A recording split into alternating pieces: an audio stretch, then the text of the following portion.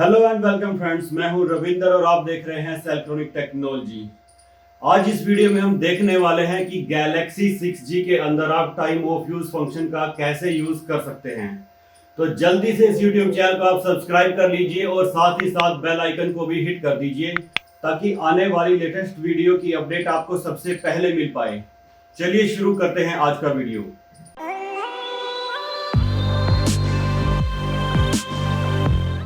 आइए सबसे पहले टाइम ऑफ यूज़ को समझ लेते हैं। सेटिंग में जाइएगा, सिस्टम वर्क मोड के अंदर जाइएगा और यहाँ पर सेकंड पेज के ऊपर आएगा टाइम ऑफ यूज़। अब टाइम ऑफ यूज़ में देखिएगा, सबसे पहले यहाँ पर आपको एक टाइम दिखेगा। अब इसमें देखिए 1 से 5, 5 से 9, 9 से 13 ऐसे करके यहाँ पर 6 टाइम जोन दिए गए हैं जिसमें आपके पूरे 24 घंटे दिन के कवर हो जाते हैं। अब यहाँ पर देखिएगा, सबसे पहली लाइन में है ग्रिड चार्ज। ग्रिड चार्ज का मतलब है कि इस पर्टिकुलर टाइम के अंदर आपको ग्रिड से चार्जिंग करनी है तो टिक कर दीजिए, अगर नहीं करनी है तो इसको हटा दीजिए, तो ग्रिड से चार्जिंग नहीं होगी। दूसरा है जनरेटर, तो अगर जनरेटर से चार्जिंग करनी है तो टिक कर दीजिए, नहीं करनी है तो टिक हटा दीजिए। अब उसके बाद आएगी यहाँ पर पावर और उसके बाद बैटरी की वोल्टेज।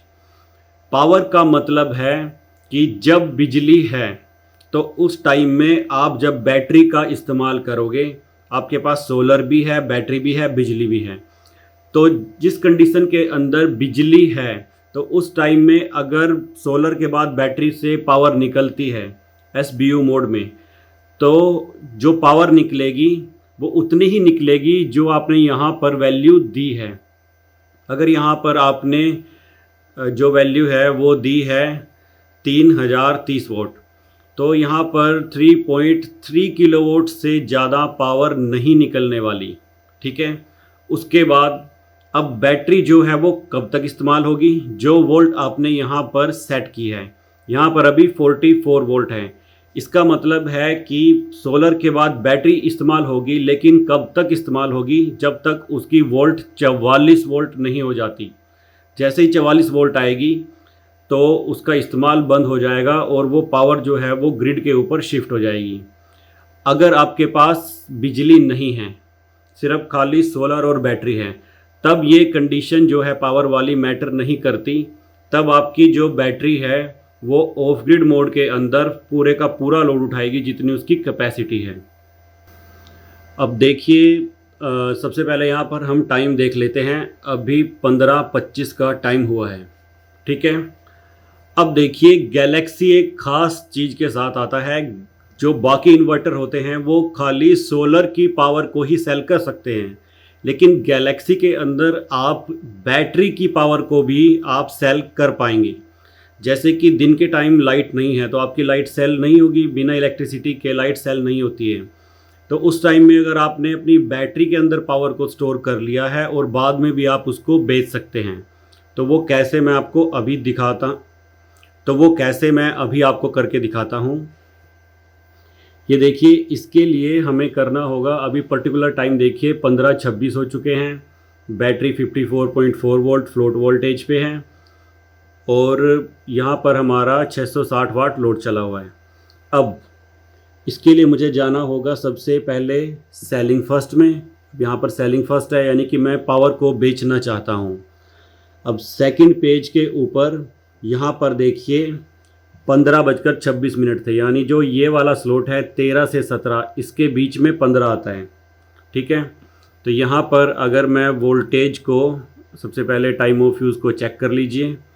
अगर फिर यहाँ मैं वोल्टेज को घटा देता हूँ और बोल देता हूँ कि आप 46 वोल्ट तक सेल करोगे और जो मैक्सिमम पावर मेरी बैटरी से निकलनी चाहिए वो निकलनी चाहिए 1 किलोवाट। तो यहाँ पर मैं 1 किलोवाट सेट कर देता हूँ।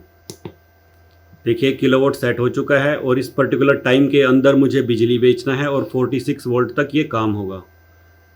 ओके, अब आप देखिए, अभी तो बैटरी चार्ज हो रही है।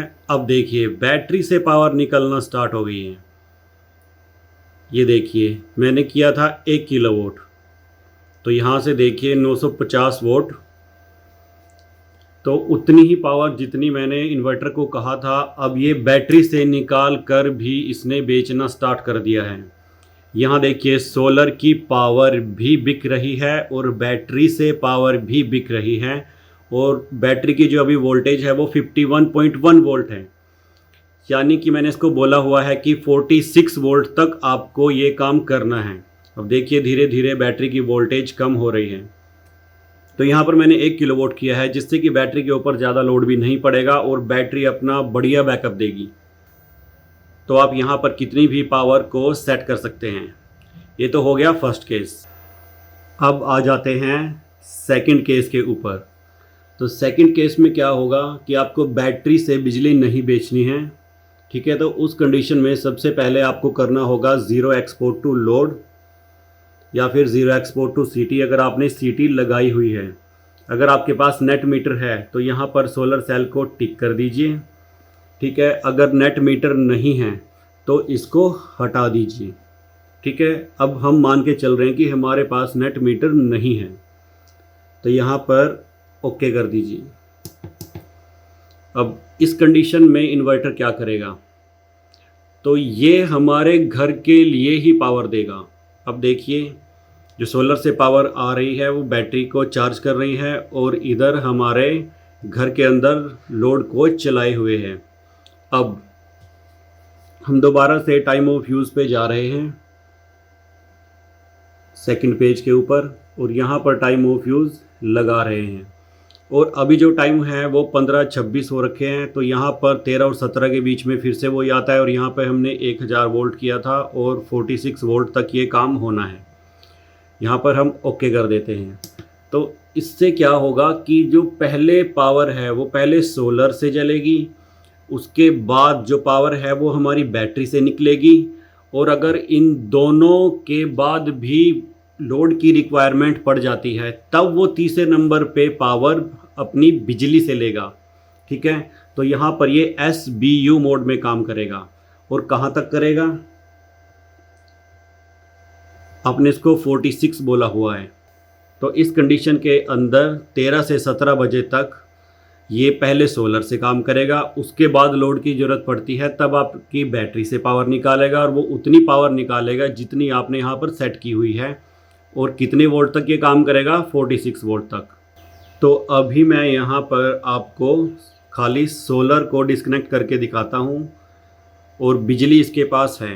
ये देखिए यहाँ पर AC है, और यहाँ भी आप टच कर कर देख सकते हैं हमारे पास बिजली है 50 हर्ट्ज़ और 252 वोल्ट। तो अब मैं सोलर को डिस्कनेक्ट करने वाला हूँ। ये देखिए पहले बैटरी से पावर लेगा,